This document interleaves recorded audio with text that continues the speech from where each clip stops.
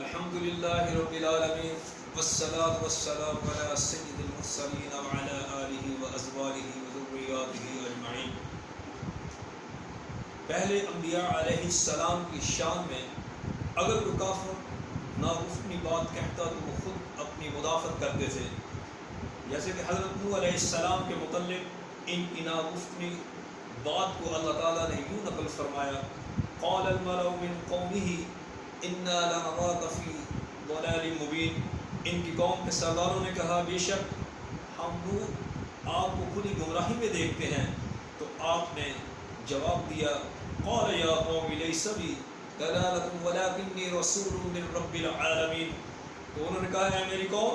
مجھ میں کسی قسم کی کوئی گمراہی نہیں ہے، لیکن میں رب العالمین کی طرف سے رسول ہوں۔ پھر حضرت ہود علیہ السلام کی قوم نے ان کے متعلق جب بدگوئی کی تو اللہ رب العزت نے اس کو یوں نقل فرمایا، قال الملأ الذین کفروا من قومه انا لنراک فی سفاہۃ وانا لنظنک من الکاذبین۔ ان کے قوم کے کافر سرداروں نے کہا بے شک ہم ہود آپ کو حماقت میں مبتلا پاتے ہیں اور بے شک ہم آپ کو جھوٹوں میں سے گمان کرتے ہیں۔ تب حضرت ہود علیہ السلام نے از خود مدافعت فرمائی، آپ نے فرمایا قال یا قومی لیس بی سفاہۃ ولکنی رسول من رب العالمین۔ حضرت ہود علیہ السلام نے کہا میری قوم مجھ میں کوئی حماقت نہیں ہے، لیکن میں رب العالمین کی طرف سے رسول ہوں۔ اور قربان جاؤں آقا علیہ السلام کی شان پر کہ آقا علیہ السلام کو جب اللہ رب العزت نے مبعوث فرمایا تو کفار نے آقا علیہ السلام کی شان میں جب بدگوئی کی تو اللہ رب العزت نے یہ گوارا نہیں کیا کہ آقا علیہ السلام خود اپنی مدافعت فرمائیں، بلکہ جیسے ہی کسی نے آقا علیہ السلام کی شان کے خلاف کوئی بات کہی تو اللہ رب العزت نے فوراً اس کا رد فرمایا۔ جب اللہ تعالیٰ نے اپنی حکمت سے چند دن آقا علیہ السلام پر وحی نازل نہ فرمائی تو کافروں نے کہا محمد صلی اللہ علیہ وسلم کو ان کے رب نے چھوڑ دیا اور ان سے بیزار ہو گیا۔ تب اللہ تعالیٰ نے اس کے رد میں یہ آیات نازل فرمائی، والضحیٰ کے مکھڑے والے، واللیل اذا سجا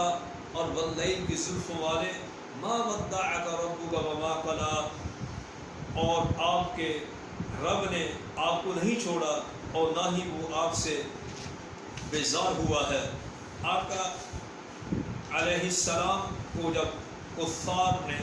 تانا دیا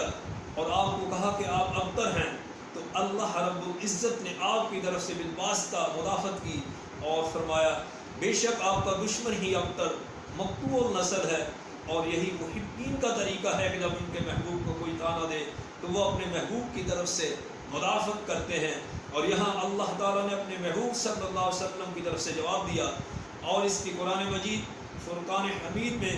اور بھی کئی مثالیں ہیں۔ جب کفار نے آقا علیہ السلام کی شان میں یہ بدگوئی کی تو اللہ تعالیٰ نے اس کو یوں نقل فرمایا وقال الذین کفروا هل ندلکم علی رجل ینبئکم اذا مسکتم کل ممزق انکم لفی خلق جدید افتری علی اللہ کذبا ام بہ جنہ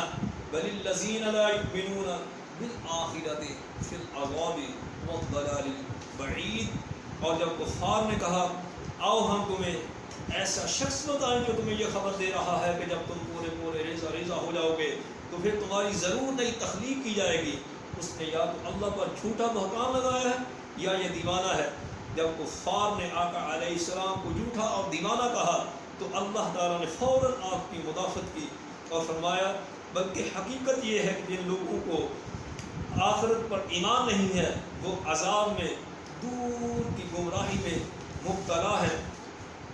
اسی طرح جب ولید بن مغیر نے آقا علیہ السلام کو دیوانہ کہا تو اللہ تعالیٰ نے اس کی مدافعت میں یوں فرمایا ما انت بنعمت ربک بمجنون۔ آقا علیہ السلام اپنے رب کے فضل سے دیوانے نہیں ہیں۔ اور اسی صورت کی آیات میں 8 سے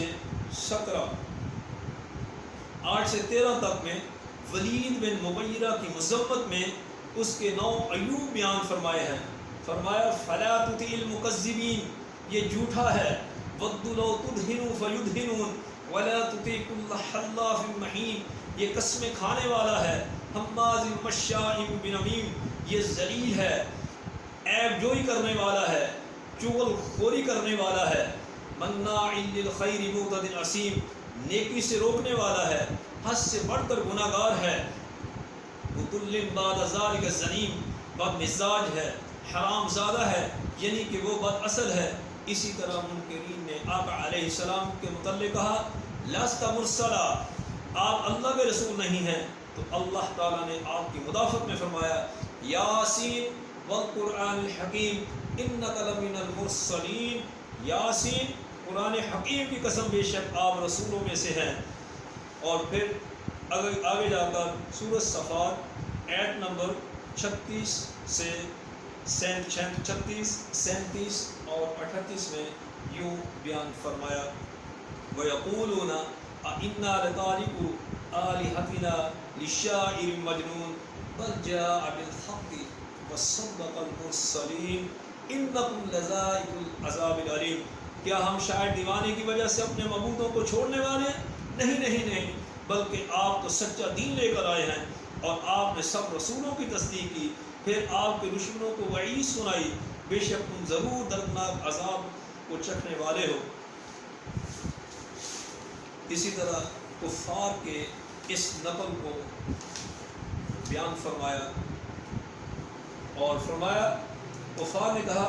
وقالوا ما لهذا الرسول يأكل الطعام ويمشي في الأسواق، کہ اس رسول کو کیا ہوا ہے کہ یہ کھانا کھاتا ہے اور بازاروں میں چلتا پھرتا ہے۔ تو اللہ تعالیٰ نے ان کے رد میں یوں بیان فرمایا وما ارسلنا قبلك من المرسلین الا انهم ليأكلون الطعام ويمشون في الاسواق، ہم نے آپ سے پہلے جن رسولوں کو بھی بھیجا وہ سب کھانا کھاتے تھے اور بازاروں میں چلتے پھرتے بھی تھے۔ جب رسول اکرم صلی اللہ علیہ وآلہ وسلم نے کوہ صفا پر چڑھ کر اپنی قوم کو توحید کا پیغام سنایا اور فرمایا اگر میں تم کو یہ خبر دوں کہ اس پہاڑ کے پیچھے گھڑ سواروں کا ایک لشکر ہے جو تم پر حملہ کرنے والا ہے تو کیا تم میری تصدیق کرو گے؟ تو سب نے یک زبان ہو کر کہا کیوں نہیں، ہم نے آپ کو کبھی جھوٹا نہیں پایا۔ آپ نے فرمایا تب میں تم کو خبر دیتا ہوں کہ اگر تم اسی طرح اللہ کے ساتھ شریک کرتے رہے تو تم پر بڑا عذاب آئے گا۔ یہ سن کر ابو لہب نے کہا تمہارے لیے ہلاکت ہو، کیا تم نے اس لیے ہم سب کو جمع کیا تھا؟ جب ابو لہب نے آپ سے کہا کہ تمہارے لیے ہلاکت ہو تو اللہ تعالیٰ نے آپ کی مدافعت اور ابو لہب کی مذمت میں پوری سورت لہب نازل فرما دی۔ تبت یدا ابی لہب وتب ما اغنی عنہ مالہ وما کسب سیصلی نارا ذات لہب حمالۃ الحطب فی جیدہا حبل من مسد، ابو لہب کے دونوں ہاتھ ٹوٹ جائیں اور وہ ہلاک ہو جائے، اسے اس کے مال اور اس کی کمائی نے بھی کوئی فائدہ نہ دیا، وہ عن قریب زبردست شعلوں والی آگ میں داخل ہوگا اور اس کی بیوی بھی جو لکڑیوں کا گٹھا اٹھانے والی ہے، اس کی گردن میں درخت کی چھال کی بٹی ہوئی رسی ہوگی۔ جب کافروں نے آقا علیہ السلام کو ابتر کہا تو اللہ تعالیٰ نے اپنے محبوب صلی اللہ علیہ وآلہ وسلم کی مدافعت میں پوری سورت کوثر نازل فرما دی۔ آخر میں دعا ہے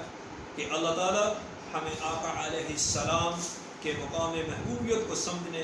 اور ان کے نقش قدم پر چلنے کی ہمیں اور ہماری اولادوں کو توفیق عطا فرمائے۔ وما علینا الا البلاغ المبین۔